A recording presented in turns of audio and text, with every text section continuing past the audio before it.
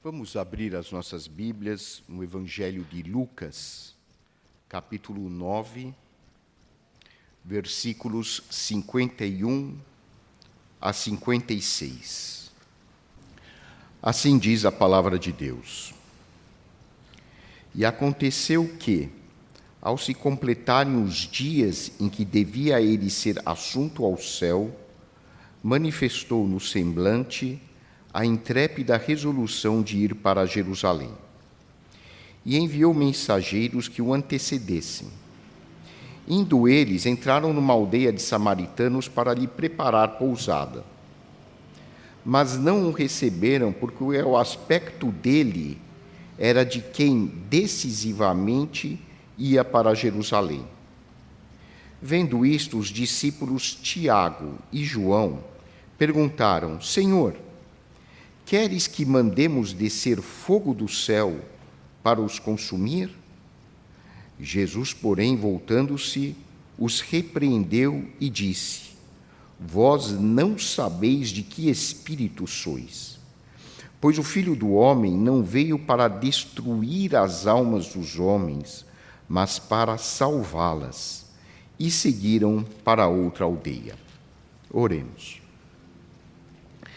Santo Deus, nosso Pai, pedimos que o Teu Santo Espírito esteja ministrando este texto aos nossos corações e que possamos aprender a partir da reflexão sobre esta passagem bíblica.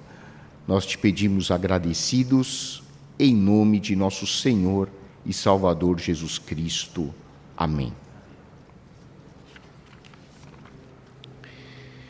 Em nosso culto de hoje, nós homenageamos os mártires armênios que derramaram as suas vidas no genocídio praticado pelo Império Otomano contra o povo dos nossos antepassados. Historicamente, o genocídio armênio é rememorado no dia 24 de abril. De 1915 a 1923, cerca de 1,5 milhão de armênios foram massacrados por determinação do governo otomano. E muitos foram forçados à conversão ao islamismo. Não foram apenas os armênios as vítimas dos massacres do Império Otomano. Assírios e gregos também foram vítimas de perseguição. Em virtude da negligência dos poderes políticos da época, em virtude do fato de muitas nações não reconhecerem na época e não agirem energicamente para condenar a perseguição e os massacres do governo otomano contra o povo armênio e outros povos, alguns anos mais tarde, Hitler ordenou a matança de judeus e cerca de 6 milhões de judeus, além de outros povos também, foram dizimados na época da Segunda Guerra Mundial por determinação do governo nazista. Quando a sociedade não age através dos seus organismos estabelecidos para frear atitudes bárbaras, para condenar pública e energicamente tais ações, a história, infelizmente, tende a se repetir.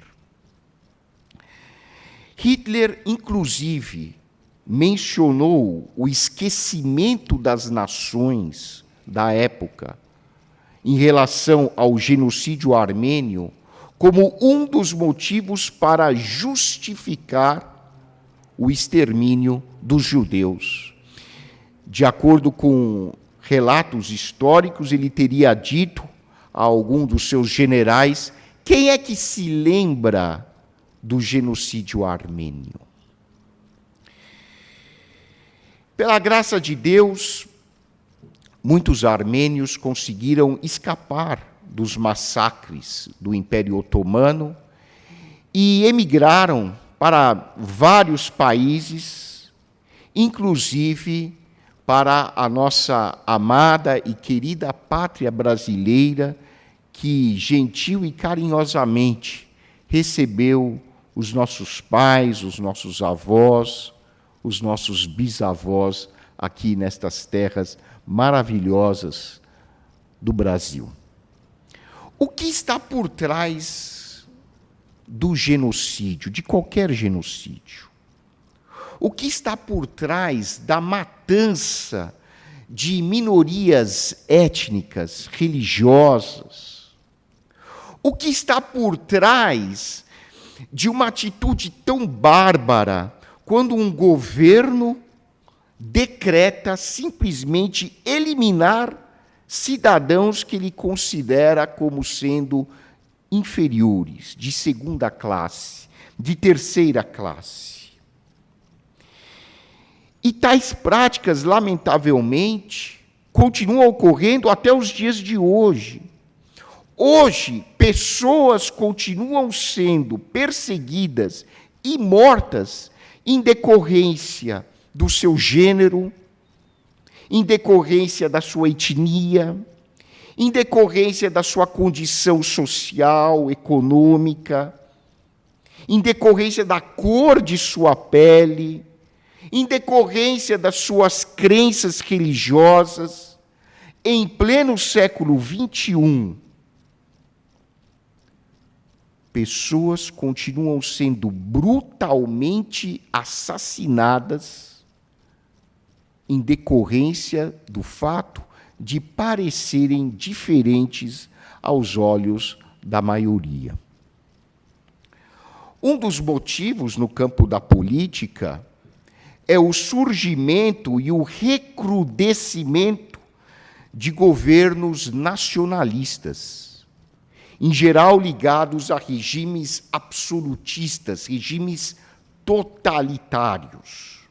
Como afirmou o líder da resistência francesa e ex-presidente da França, Charles de Gaulle, patriotismo é quando o amor por seu próprio povo vem primeiro.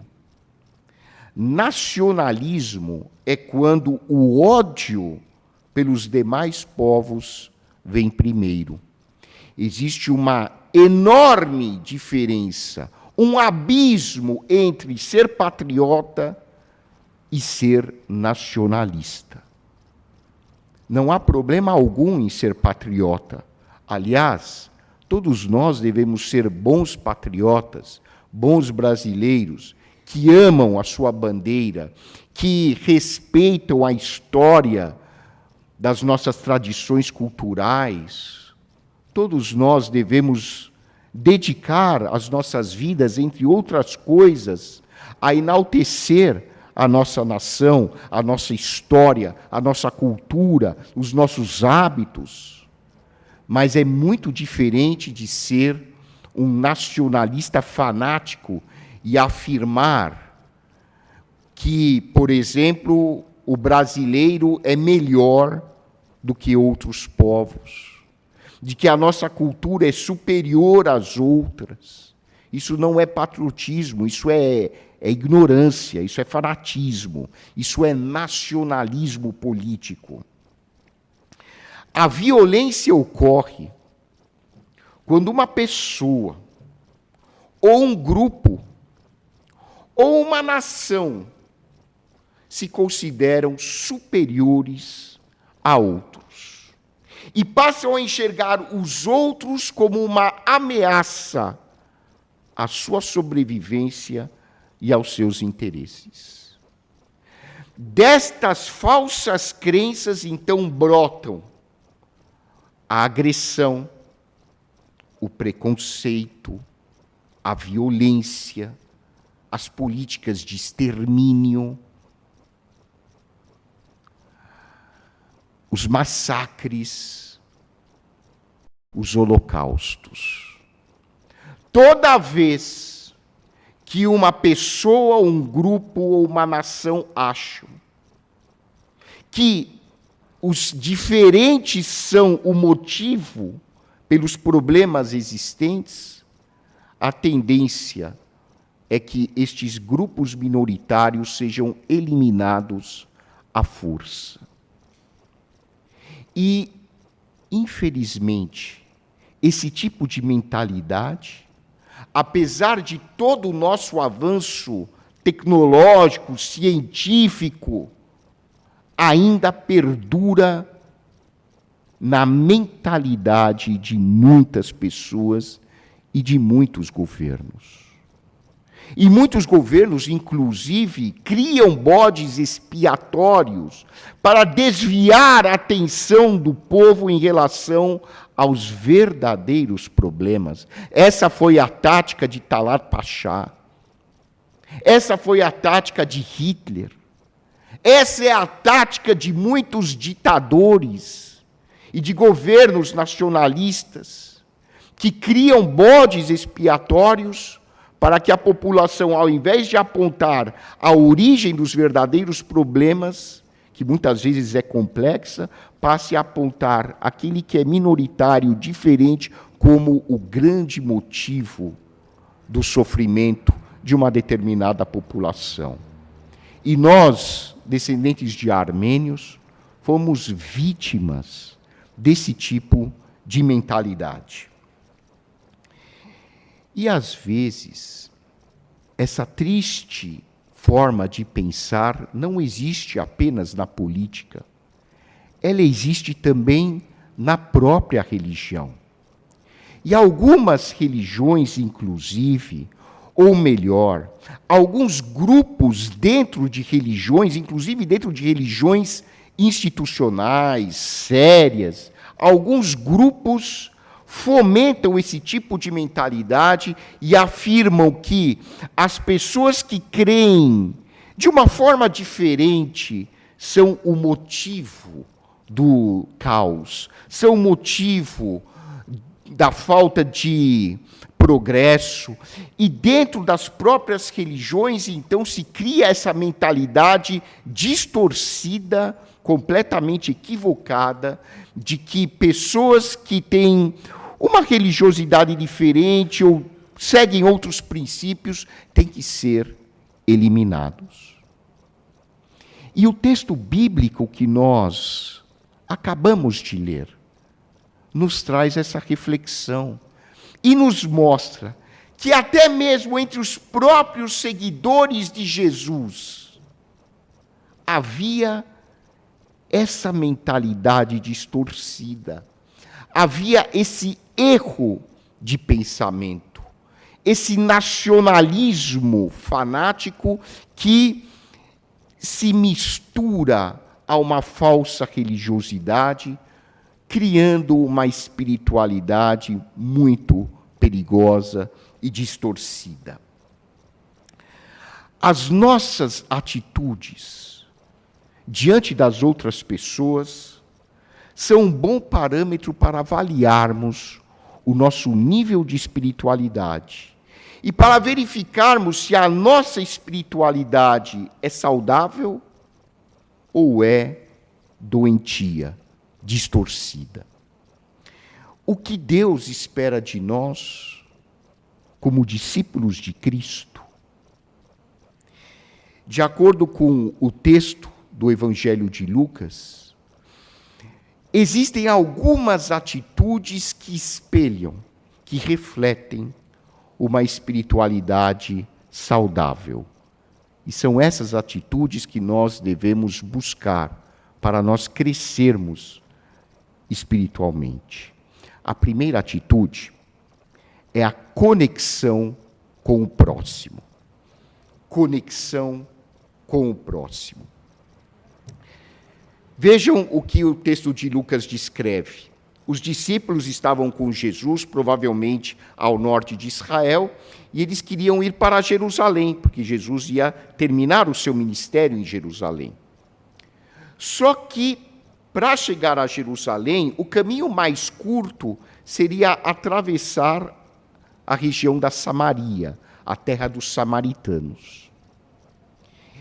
E os samaritanos eram inimigos mortais dos judeus. E os judeus eram inimigos mortais dos samaritanos. Os judeus diziam que os samaritanos eram um povo impuro, que eles iam ser condenados por Deus, que Deus não podia amar um povo como aquele, porque os samaritanos eram uma mistura de povos originariamente israelitas com povos pagãos locais, por causa da história da perseguição do Império Assírio. Isso é um outro tópico. Mas, de qualquer maneira, os judeus tinham uma cultura religiosa diferente dos samaritanos. Então, ambos odiavam uns aos outros. E Jesus falou, vamos pela terra dos samaritanos, mesmo sabendo que ele ia enfrentar oposição. O que aconteceu? Ele mandou alguns na frente, e quando os samaritanos olharam para os judeus, falaram, o quê? A gente odeia vocês. Vocês odeiam a gente não vai deixar que vocês passem pela nossa terra. E aí 2 dos apóstolos, 2 dos seguidores de Jesus, que eram nacionalistas, disseram para Jesus, Jesus, tranquilo, é só mandar descer fogo do céu e matar esses samaritanos, problema resolvido. Olha que fácil. O Senhor é Deus. Eles são o inimigo. Eles não estão deixando o Senhor fazer a sua obra. É só a gente pedir para Deus. Ele manda cair fogo do céu e aniquila essa raça de gente inferior. Quem estava falando isso eram 2 apóstolos, 2 dos seguidores de Jesus. E Jesus, naturalmente, permitiu que tudo isso acontecesse para ensinar aos seus apóstolos, aos discípulos e a todos nós hoje, que a verdadeira espiritualidade é muito diferente de tudo isso aí, de todo esse tipo de falso relacionamento com Deus. Jesus disse, vocês não sabem de que espírito vocês são. E os repreendeu. Porque o primeiro passo para uma verdadeira espiritualidade é saber se conectar ao outro, independentemente de quem seja o outro. O primeiro passo da espiritualidade é se enxergar no próximo, independentemente do gênero desse próximo, independentemente da etnia desse próximo, independentemente da crença religiosa desse próximo, independentemente da condição social, da condição econômica desse próximo.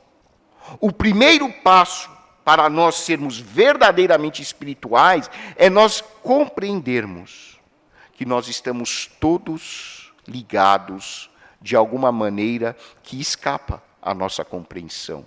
Mas toda a raça humana está ligada entre si. E é por isso que o salmista diz como é bom, como é agradável os irmãos viverem em união. Jesus, na oração sacerdotal, ora para o Pai, despertar na consciência dos discípulos de que eles eram um só, uma unidade. A raça humana é uma unidade. E Jesus, através das suas parábolas, mostra o quanto ele se identificava com a raça humana e como a raça humana precisa se identificar, homens e mulheres, naturalmente, entre si, como pertencentes a uma única rede, em que todos nós somos interdependentes. Todos nós dependemos uns dos outros. Quando alguém é ferido, toda a raça humana é ferida. Toda a natureza é ferida. E existe um conceito muito bonito, que é um conceito da cultura africana, chamada Ubuntu. Ubuntu tem vários significados, um deles é eu sou porque nós somos. O arcebispo falecido Desmond Tutu, que foi Prêmio Nobel da Paz, afirmou que o conceito de Ubuntu significa que a minha humanidade está inextricavelmente ligada à sua humanidade. Todos nós estamos conectados, todos nós estamos ligados. Não há possibilidade de haver o eu sem haver o nós. Aliás, só existe o eu porque existe o nós. Não existe uma individualidade, é uma ficção, é um mito imaginar que existam diferentes eus aqui. Existem, claro, diferentes pessoas, mas só existem os eus porque existe primeiro o nós. E é esse o conceito que muitos profetas procuraram transmitir aos judeus no Antigo Testamento. É esse o conceito que o Senhor Jesus procurou transmitir aos seus apóstolos. É esse o conceito que o Novo Testamento nos ensina. Nós somos uma unidade, nós somos um corpo. Qual é a metáfora que a Bíblia usa para designar muitas vezes a igreja? É corpo. Se você tiver um dedo do pé em que a unha esteja encravada, pode estar encravada por 2 milímetros. Todo o seu corpo sofre. Até psicologicamente você sofre por causa de um pequeno membro do corpo que teve uma unha encravada. E espiritualmente acontece a mesma coisa. Jesus quer ensinar aos seus discípulos e a nós que quando um fragmento da humanidade sofre, toda a humanidade está em sofrimento. Por isso que não foram 1,5 milhão de armênios os mortos pelo governo otomano, não foram apenas 6 milhões de judeus que morreram nas mãos do governo nazista. Toda a humanidade, de certa forma, foi dizimada. Toda a humanidade sofreu, mesmo aqueles que desconheciam a existência de um genocídio, de um holocausto. Todos sofreram direta ou indiretamente com essas ações bárbaras de governos absolutistas. Em segundo lugar, o Senhor Jesus nos ensina, por meio desse texto do Evangelho de Lucas, que uma atitude fundamental ligada à espiritualidade é a compaixão pelo próximo. E compaixão é algo que falta muito nos dias de hoje. Até mesmo dentro das religiões, dentro das igrejas, falta compaixão. Compaixão é o poder sentir com o próximo a sua dor. Empatia é uma atitude que vem antes. É eu poder me identificar com o outro e conseguir compreender o sofrimento do outro, porque eu consigo me colocar no lugar do outro. Compaixão vai um passo além. É o sentir com o outro as suas dificuldades, os seus problemas. E é por isso que a palavra de Deus diz que nós, como cristãos, devemos nos alegrar com os que se alegram, devemos chorar com os que choram. Isso é compaixão. E quando os discípulos João e Tiago falam para Jesus que desça fogo do céu e consuma esses samaritanos, eles não estavam sendo nem empáticos e nem compassivos. E é por isso que Jesus os repreende, mostrando que aquela atitude deles era de uma religiosidade, de uma espiritualidade doentia. É de uma espiritualidade distorcida.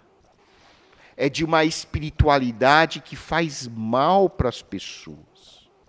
E é por isso que esse texto bíblico nos ajuda a refletir e a avaliar se o meu tipo de espiritualidade é aquele que agrada a Deus e aquele que ajuda o semelhante. Qual é a espiritualidade que nós estamos vivendo hoje? Se eu me ocupo em condenar os outros, se eu me ocupo em dizer aos outros que eles estão errados porque eles são pessoas inferiores, porque a religião deles é pior, na minha cabeça, claro, ou porque eles pertencem a um grupo político, social, que é diferente do meu, esse tipo de espiritualidade não é aquela espiritualidade produzida pelo Espírito Santo na vida de uma pessoa convertida. É uma falsa espiritualidade, muito perigosa, e que vai me transformar numa pessoa doente, espiritualmente falando, e doente também psicologicamente falando, e essa doença até vai se transmitir ao meu corpo. Todo o meu ser vai sofrer com esse tipo de espiritualidade doentia. É interessante que, lá em Mateus capítulo 25, quando Jesus fala para os seus discípulos qual é a verdadeira fé, e essa é uma passagem que chama muito a atenção. Jesus não fica dizendo, olha, o Pai vai separar as ovelhas dos bodes, e aqueles que afirmaram, que creram de coração, que eu sou o Verbo encarnado, a segunda pessoa da Santíssima Trindade, e que eu existo coeternamente com o Pai e o Espírito Santo, aqueles que não foram batizados, aqueles que não seguiram nenhum catecismo de fé, esses irão para o inferno. Jesus não diz nada disso. O que Jesus disse? Qual é a verdadeira fé? Aqueles que me viram nu e me deram roupas. Aqueles que me viram com sede, me deram água. Aqueles que me viram faminto, me deram comida. Aqueles que me viram doente e me foram visitar. Aqueles que me viram passando por alguma dificuldade e vieram me consolar. E aí as pessoas vão dizer, mas mestre, quando é que nós vimos o Senhor doente? Quando é que nós vimos o Senhor com fome? Quando é que nós vimos o Senhor passando alguma necessidade? E Jesus diz para eles, toda vez que vocês fizeram isso a algum dos meus pequeninos irmãos, foi a mim que vocês fizeram. Essa é a fé salvadora. Não é uma fé em algum tipo de catecismo, ou algum tipo de doutrina, por mais bonita que pareça. A fé que salva é a fé que leva à compaixão. É a fé que ajuda a cada um de nós se conectar e se enxergar no seu semelhante. E, finalmente, a terceira atitude que reflete uma espiritualidade saudável é a contribuição para a sociedade. Existe um autor chamado Bill Hanlon que afirma que a espiritualidade tem 3 Cs: conexão, compaixão e contribuição. E a contribuição nasce dos primeiros 2 Cs. Toda vez que eu me sinto conectado com o meu semelhante, toda vez que eu sou desperto para a compaixão, eu passo então a contribuir de alguma maneira para eu transformar a sociedade em que eu vivo em algo melhor, em algo mais acolhedor. E foi isso que os discípulos de Jesus aprenderam. Eles aprenderam a colocar a fé em ação, Porque uma fé que não se transforma em algo concreto é uma fé morta. É isso que Tiago, na sua epístola, afirma lá no capítulo 2. A fé sem obras é morta. Se eu me conecto, se eu sinto compaixão, eu vou agir de alguma maneira, dentro das minhas limitações, dentro das minhas possibilidades, mas eu vou agir concretamente para ajudar a humanidade da qual eu faço parte. Então, a verdadeira espiritualidade é aquela que me ajuda a me ver no próximo, a me enxergar no próximo. A verdadeira espiritualidade é aquela que me ajuda a ser uma pessoa mais compassiva, a uma pessoa que realmente busca ajudar o seu semelhante. E a verdadeira espiritualidade é aquela que me desperta para, de alguma maneira, eu trabalhar em prol da sociedade a qual eu pertenço. Nesse dia em que nós homenageamos os nossos mártires, que deram a sua vida em virtude da sua fé, nesse dia em que nós rememoramos o 108º ano do genocídio armênio, que nós possamos nos lembrar não apenas dos nossos antepassados, mas que nós possamos nos lembrar de todos aqueles que sofreram e sofrem violência, perseguição, extermínio, preconceito, aqueles que são marginalizados por causa da sua fé, por causa da sua etnia, por causa de sua ideologia, seja ela qual for, que nós possamos nos solidarizar uns com os outros, lembrando-nos do conceito do Ubuntu. Somos todos membros da mesma humanidade, dependemos uns dos outros. Que Deus nos abençoe.